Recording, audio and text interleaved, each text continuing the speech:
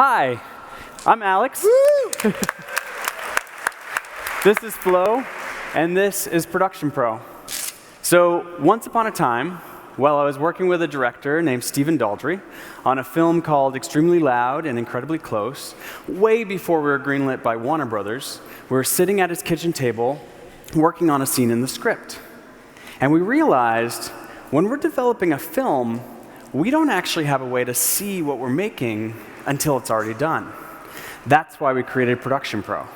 Now, when Stephen receives the script for his new film, like The Wizard of Oz, he simply imports the PDF, and ProductionPro will find all of the acts, the scenes, the characters, everything it needs from the script to translate it into this, our gorgeous visual scroll. Now Stephen can see his entire film at a glance, the script broken down by scenes, and all the characters and elements ordered by importance to the story underneath. And when he flips the orientation of his iPad, he's going to go right to the script. So he's in Munchkin Land, he's reading through the scene, and suddenly he has an idea. He realizes that the entire film revolves around one moment, when Dorothy gets those ruby red slippers. And then he pops in the idea, and all of a sudden shares this with his costume designer, who's in London. And she immediately taps on Dorothy and starts popping in the costumes. And then she has a thought. What if instead of the ruby slippers, it's the ruby sneakers? And in real time, Stephen sees her idea pop in, and he loves it.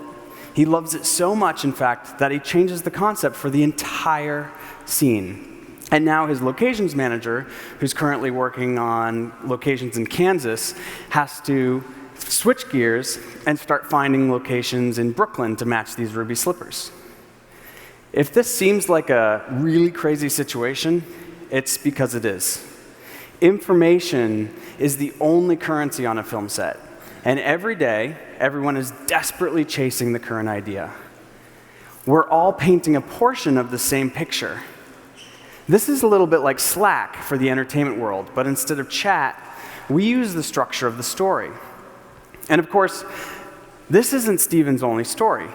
He's a freelancer, and like most of us, he's working on multiple projects.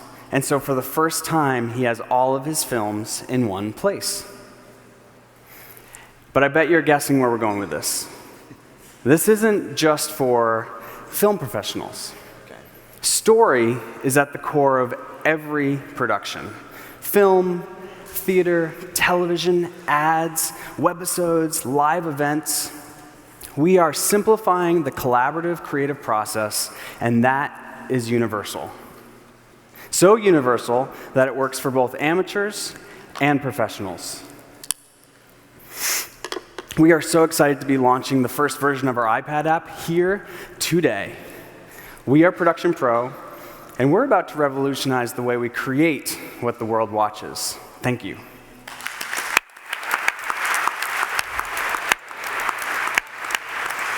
You're not Chameleon. Like a chameleon, you switched to ProductionPro. Chameleon had a problem with their deck, so we had you go. All right, ProductionPro. What did you think, Christian? I like it. Have you had any feedback from any of the industry leaders? How have you tested that? Absolutely. So our beta has been used across the board. It starts with high school students doing theater and goes all the way up to big $100 million things like we were on Grease Live just a couple weeks ago. And they're loving it. Leo, what did you think? I thought it was really cool. For that broad addressable market, you mentioned that you have high school students and large production companies.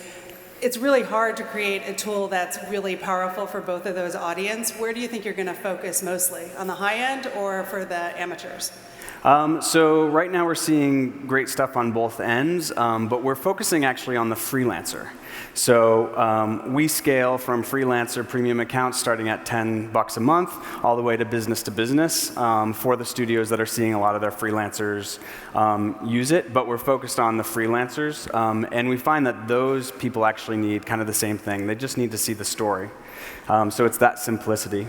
And what's the size of an average production team for those freelancers? How many people are they going to be collaborating with? On a big film, it's anywhere from 200 to Grease Live, there were about 650. So on that note, does everyone on that staff need an iPad? Like, do you have other ways, so like someone in costume design whose home doesn't have an iPad, how do they access all this information? At the other platforms are part of our growth plan, but right now we are just iPad only.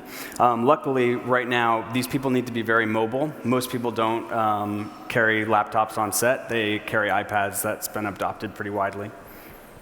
By the way, great mic trick at the beginning to get the sympathy of the audience. I know you were faking that. You know, I try. Adeo, feedback. Does it work with reality TV? It could help someone. Docuseries. We'll talk. Yes, it doesn't have to be started with a script. You can start from scratch and just lay out your beats.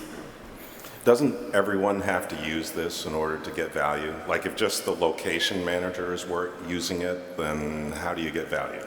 So the value actually comes because right now they're using paper and notebooks, Dropbox. Nothing's in context. So actually when we started using it with Steven, it was just for a director. And it allowed him to visualize where everything was and how everything fit. So we're seeing a lot of people loving it for themselves, and then they start to share it out, and we get that viral effect within the rest of their team. And then it goes beyond. I will add one thing. It's one of the slickest demos that I've seen here so far. So hats off to you on that. Well done. Thank you. Okay, very well done. Great job, Production Pro. Okay.